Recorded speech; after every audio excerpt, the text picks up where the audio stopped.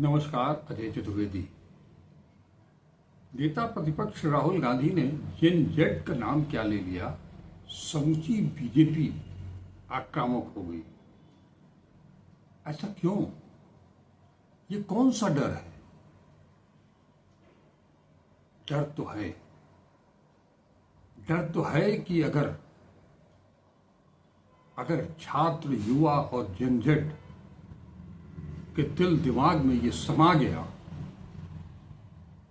कि उनके साथ चोरी हो रही है, उनके हक की चोरी हो रही है। महज सवाल वोट चोरी का ही नहीं है। वोट चोरी एक बड़ा मुद्दा है, क्योंकि वो संविधान के द्वारा प्रदत्त एक हमारा अधिकार है, संवैधानिक अधिकार है। और जब वोट ही चोरी हो जाएगा तो सत्ता में, व्यवस्था में परिवर्तन कैसे होगा? अगर ये परिवर्तन नहीं होगा तो इसी तरह से आपस में लड़ाने का, एक दूसरे को मारने काटने का, युवाओं को इन 11 सालों में दिया क्या? मैंने पिछले वीडियो में भी आप सबसे यही सवाल किया था। आपने कितना देखा, कितना नहीं देखा, ये दीगर बात है। लेकिन सवाल यह है कि इन 11 सालों में युवाओं को शिक्षा के नाम पर लाठी मिलती है, परीक्षा के नाम पर लाठी मिलती है, रोजगार के नाम पर लाठी मिलती है। तो वो क्या करे? केवल आपका झंडा उठा करके मस्जिदों के आगे गालियां बकें, यही काम रह गया है उनका।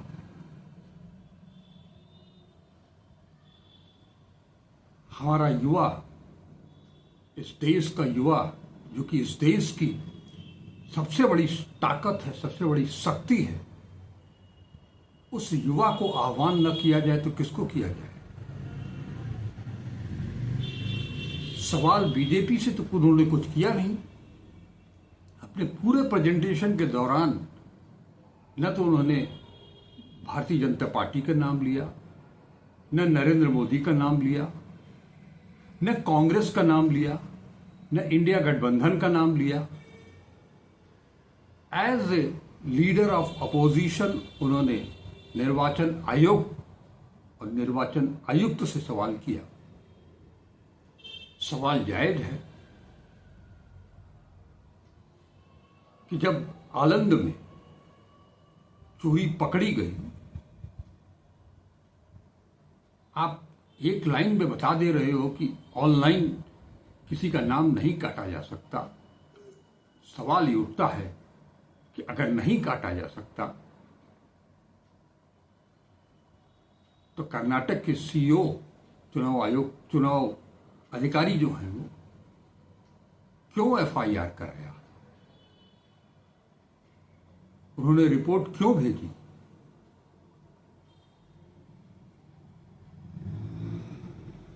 आप सीआईडी को, कर्नाटक सीआईडी को जो वो मांग रहे हैं साक्ष्य, वो क्यों नहीं दे पा रहे हैं? आखिर क्या छुपा रहे हैं?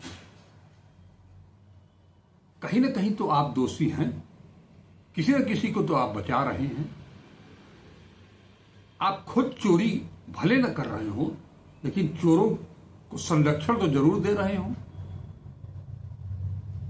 ये संरक्षण क्यों दे रहे हैं? किसके कहने पर दे रहे हैं? और डर किससे है आपको कि अगर सारा कुछ खुलासा आप कर देंगे, वो सारे रिकॉर्ड्स जो हैं, सारे डाटा जो हैं कर्नाटक सीआईडी को आप दे देंगे, तो ये गाज किस पर गिर जाएगी?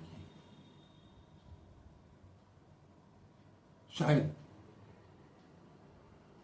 आप उन्हीं लोगों को बचा रहे हैं जिन्होंने आपको इस गद्दी पर बिठाया है। सुप्रीम कोर्ट के उस आदेश जो आप जैसों के चयन के लिए जो सुप्रीम कोर्ट का आदेश हुआ था, उसको खारिज करके नए आदेश के तहत उन 145 सांसदों के निलंबित करने के बाद जो कानून ले आया गया कि आपके खिलाफ कोई कार्रवाई नहीं की जा सकती है।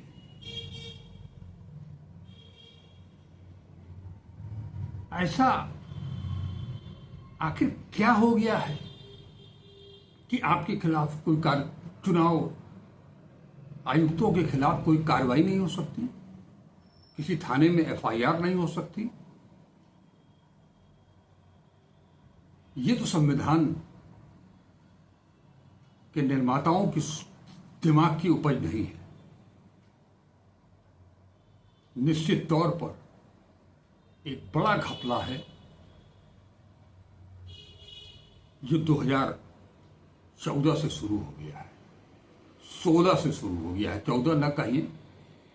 2 साल हनीमून पीरियड था, समझ रहे थे व्यवस्था को, ब्यूरोक्रेसी को, एजेंसीज को, संवैधानिक संस्थाओं को कि कैसे कब्जा किया जाए। तो 2016 और 16-17 से जो ये कार्रवाई शुरू हुई है वो अब चरम पर पहुंच गई है, पराकाष्ठा पर पहुंच गई है। मुफ्त अनाज बांटने से अब ये देश का युवा, देश का छात्र और जेन जेड, राहुल गांधी ने तो नेपाल का भी नाम नहीं लिया, राहुल गांधी ने तो बांग्लादेश का भी नाम नहीं लिया, श्रीलंका का भी नाम नहीं लिया, किसी का नाम नहीं लिया। फिर क्यों भड़क रहे हैं और नेपाल से उसकी तुलना क्यों कर रहे हैं? दरअसल हकीकत यह है कि जैसा मुझे लगता है कि नेपाल में जिस तरह से जनजेड युवाओं छात्रों ने मिल करके भ्रष्टाचार के खिलाफ,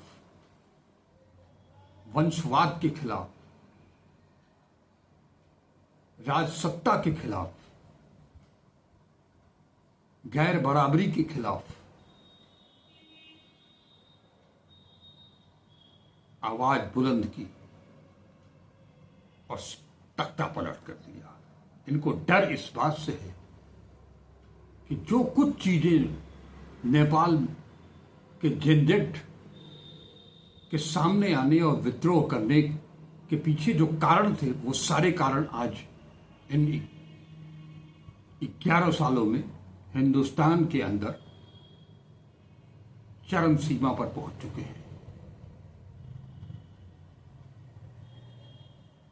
यही वजह है कि वो डर रहे हैं कि कहीं ऐसा न हो जाए कि जैसे जयप्रकाश नारायण ने इंदिरा गांधी के खिलाफ,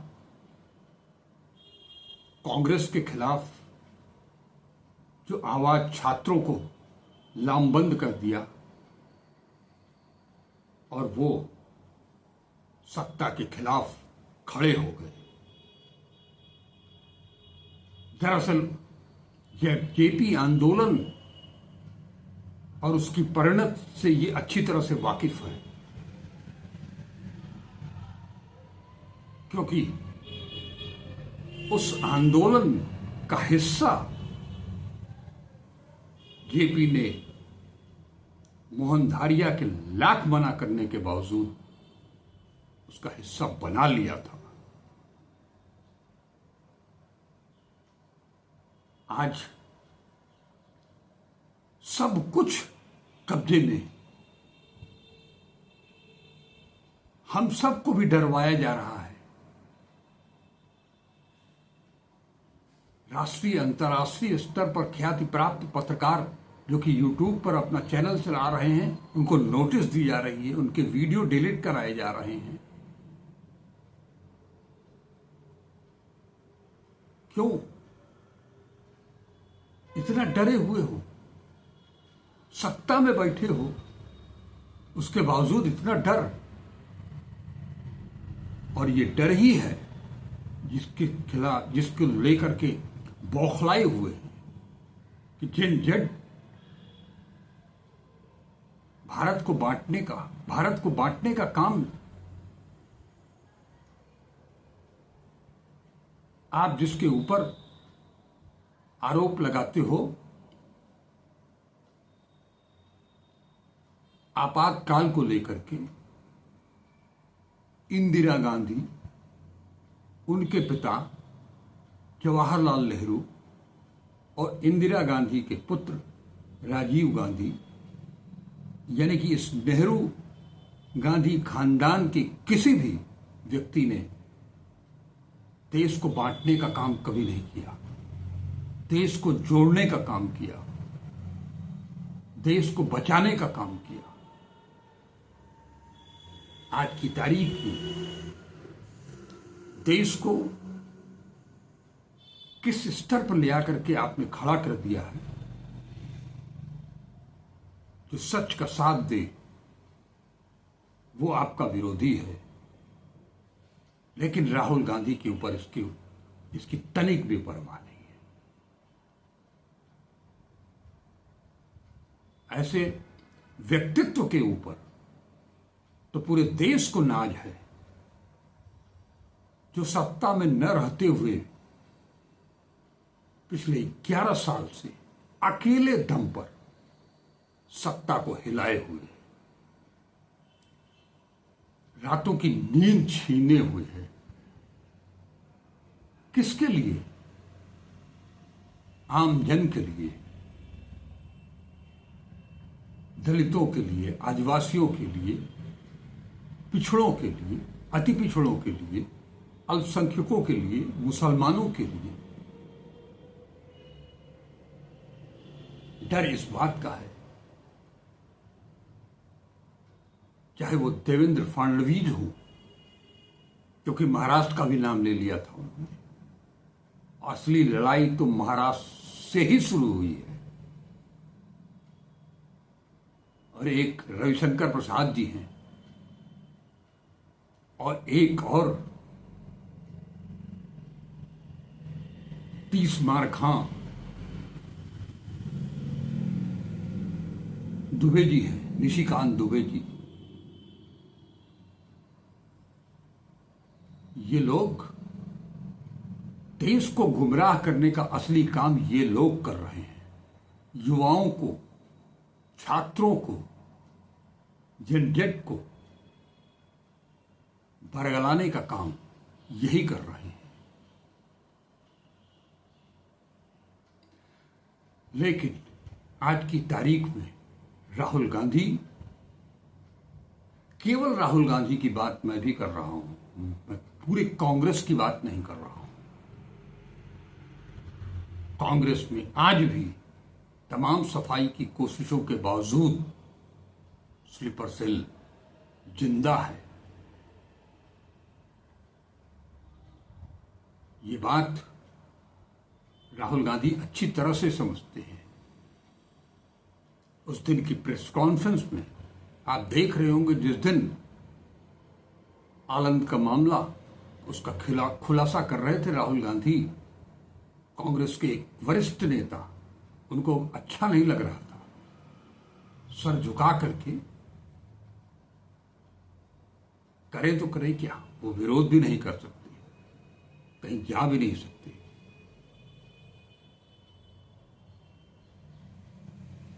ऐसे लोग कांग्रेस में आज भी हैं।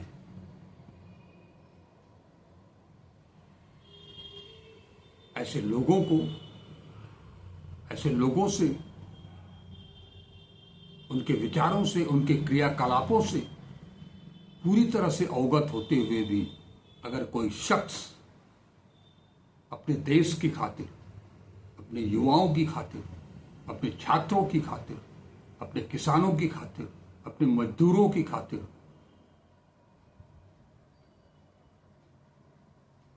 दलितों, पिछड़ों, मुसलमानों की खातिर, अल्पसंख्यकों की खातिर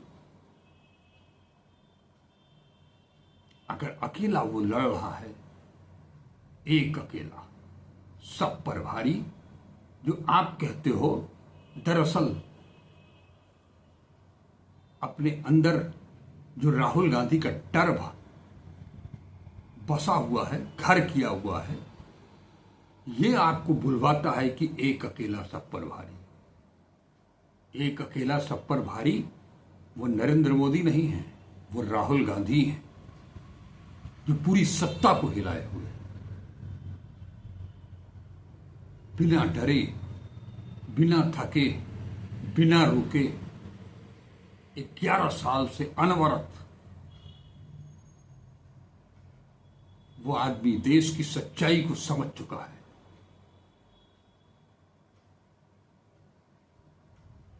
हालांकि एक बात जरूर मैं कहना चाहूंगा कि आज जिस तरह से जैसा माहौल 11 सालों में बना दिया गया है, एक मोहिनी मंत्र जो समाज में फेंका गया है, उससे एक कहीं थोड़ा सा रत्ती भर भी एक सवाल तो बनता है कि राहुल गांधी को जिन युवाओं के ऊपर, जिन छात्रों के ऊपर इन्वर्टेड कामा में जिन जेट के ऊपर इतना ज्यादा विश्वास है, वो विश्वास क्या वो लोग, वो युवा, वो छात्र, वो जनजट उस विश्वास पर खरे उतर पाएंगे?